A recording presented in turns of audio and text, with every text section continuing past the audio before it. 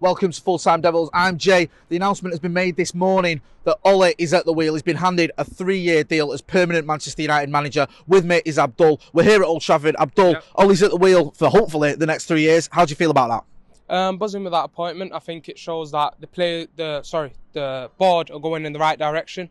Having the manager and the players tie everything in together and the fans smiling, it's the right sort of thing to go ahead with. Obviously in the summer, in May, we could have given him the job, but I think giving it him now shows that we're ready to tie in some deals before the season's over, just like we see the likes of Bayern Munich, Barcelona have been doing recently, and that might have changed sort of the ideas of Ed Woodward and the board to get it done now and announce it now. Again, you look at player contracts as well, the likes of Herrera. If he sort of sees that Ole Gunnar Solskjaer is definitely going to be the manager here, that could sort of change what he wants in the future. He could end up staying now. You won't be losing the likes of De Gea possibly, and it's a really important move from Manchester United announcing now, and it's really about backing him in the summer because the style of play is right. We agree with it. There's a few bits that can be changed here and there, but overall, it doesn't have to be completely perfect. But we're definitely going in the right direction, and he's got the fans smiling. We've not had this feel since Sir Alex really, where we genuinely feel like we're a top side, but like we were speaking earlier as well, I said, you look at City in the FA Cup, having Bernardo Silva, Sane already on the pitch, then you have Sterling, Aguero coming off the bench. A couple of hours later, we play Wolves, a brilliant Premier League side this season, right up there. So we have McTominay and Mata coming off the bench, no disrespect to the lads. Both, I think good players can be squad players, but, have those coming off in a very important FA Cup quarter-final. And then you compare that to City, it shows sort of the drift between us. And it's about Ed Woodward and the board backing him this summer. If they're not willing to back him, then there's definitely something wrong in the club, because right now everything's tied in together. Like I said, the players are happy with the manager. We've got the right structure in place for now. It's just about whether there's a strategy that's going to be put in by the board to back the manager. We need to splash the cash this summer, definitely, and compete with the elite next season. This isn't a knee-jerk reaction. Yeah. This is, we've lost, but we're still backing him.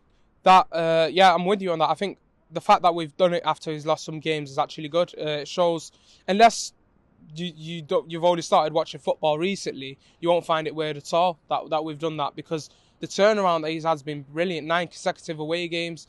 Wins away from home. In there, you had Spurs, you had Arsenal, you had Chelsea, you had Paris. Yeah, I was in Paris. I was talk about it, but apparently he was in Paris. Any away game I've been to this season, we've won, so just send me there. Obviously we've seen it as fans. Like I said, all those things coming into place. He's still giving debuts, to the likes of Greenwood, Chong, Jimmy Garner as well.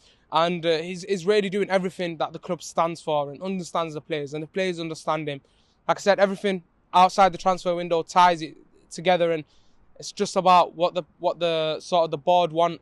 Do they want Manchester United back at the elite? Do they want them challenging for the title for the coming seasons? We're going to have to see this summer, because I think he's got the right strategy in terms of his playing style. It's whether the strategy in terms of transfers is the same vibe from the club from the top, and it's important that we have that. Otherwise, we're not moving in the right direction. And I'm just looking forward to what the next 2 months give us, because if we want to be the likes of Bayern, signing Pavard, Lucas Hernandez, World Cup champions, signing them, getting them deals done now. They've already got Alaba and Kimmich as the fullbacks, arguably the best sometimes in their position, and getting those done. Then look at Barca, with De Ligt potentially getting signed already, Frenkie de Jong. Both teams spending over 100 million before the transfer window is even kicked off. That's what Manchester United should be doing. And I think that's why we might be getting Ole over the line now and getting that done for the contracts and the transfers. Time will only tell in the next 2 months, but if we're not getting any deals done within the next 2 months and acting like these elite clubs in Europe, then for me, it's a little dangerous game for Manchester United, because, to be at the top, you need to compete, with the people that are at the top. So, it's just about what the board and Ed Woodward can do in the summer now. Ollie's done everything from his end. The players have turned it round. Ollie's turned it round.